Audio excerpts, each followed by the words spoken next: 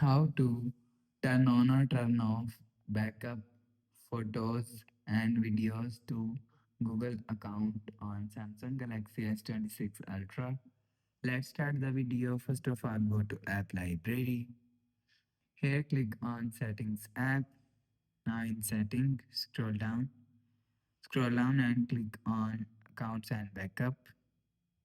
After click on Accounts and Backup, click on Backup Data.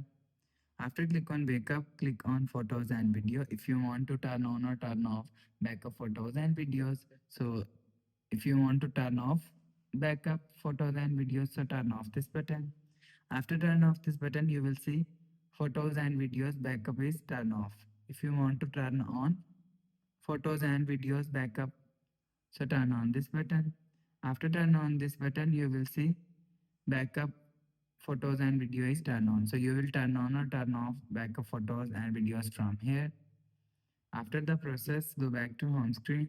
So that's how you can turn on or turn off backup photos and videos to Google account on Samsung Galaxy S26 Ultra.